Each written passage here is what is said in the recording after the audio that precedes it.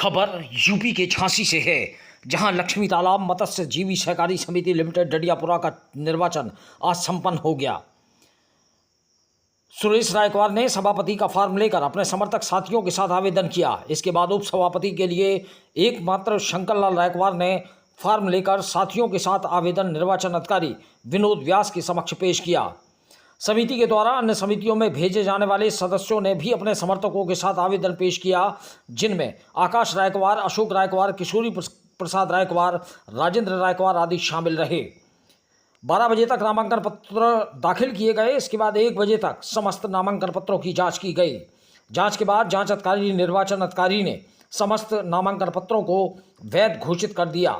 3 बजे परिणामों की घोषणा की गई, जिसमें सभापति पद पर सुरेश रायकवार, उप सभापति पद पर शंकरलाल रायकवार को निर्वाचित घोषित किया। चुनाव कार्यक्रम स्थल पर शांति व्यवस्था के लिए पुलिस बल भी तैनात रहा। इस दौरान समिति के सदस्य गोविंद सिंह, अशोक रायकवार, जेपी वर्मा, विजय वाथम, राजा राम श्रीवास, मंगेश रायकवार, कमल रायकवार, हरिबाबू रायकवार, बबलू रायकवार, बंटी रायकवार व आकाश रायकवार आदि मौजूद रहे।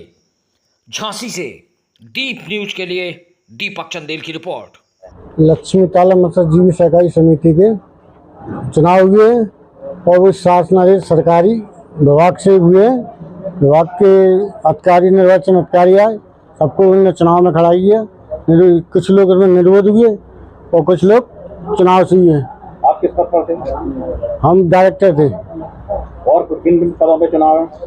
डायरेक्टर के थे और अध्यक्ष उपाध्यक्ष थे। और भी सदस्य बनाए गए हैं? हाँ, और भी बनाए गए। कितने सदस्य? क्या बनाए? 5? नहीं, वो तो डायरेक्टर 9 सदस्य, प्रतिनिधि 4 प्रतिनिधि बनाए गए। मैं गोविंद सिंह रायकवार, जो कि डायरेक्टर के पद पर नियुक्त किया गया है, और हमारे नवनिर्वाचित अध्यक्ष सुरेश रायकवार जी निर्विरोध चुने गए हैं और उपाध्यक्ष के पद पर शंकरलाल रायकवार जी चुने गए हैं और कई प्रतिनिधि बनाए गए हैं जो प्रदेश लेवल पर जाएंगे लखनऊ। क्या कार्य योजना है आपकी? हमारी समिति की मेन कार्य है, जो भी शासन मत्स्य विभाग से जो लाभ दिए जाते हैं मछुआरों को, उनको लाभकारी योजना जन जन तक पहुंचाएंगे।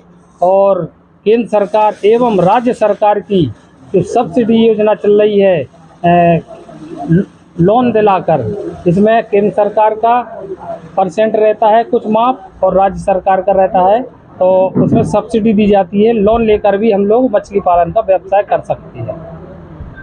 आज पूरे प्रदेश के अंदर सारी सहकारी समितियों के निर्वाचन हुए हैं, जिसमें उसी क्रम में लक्ष्मी तालाब मत्स्य जीवी सहकारी समिति लिमिटेड डडियापुरा का भी निर्वाचन हुआ, जिसमें पूर्व में हमारे 12 तारीख को 6 सदस्य निर्वाचित हो गए थे निर्विरोध। फिर 3 का चुनाव हुआ था, जिसमें 3 जीत गए, तो 9 सदस्य डायरेक्टर निर्वाचित हुए। उन्हीं 9 सदस्यों के द्वारा आज सभापति और उप सभापति का चयन करना था, जिसका आज निर्वाचन निर्विरोध हुआ है, जिस पर उप सभापति के लिए सुरेश रायकवार जी और उप सभापति के लिए, उपाध्यक्ष के लिए शंकरलाल रायकवार जी का निर्वाचन हुआ, जो निर्विरोध हुआ है। और इसके साथ साथ अन्य समितियों में जो सदस्य भेजे जाते हैं, वो 4 सदस्यों का भी समिति ने निर्वाचन कर अन्य समितियों के सदस्यों के लिए भेजा है।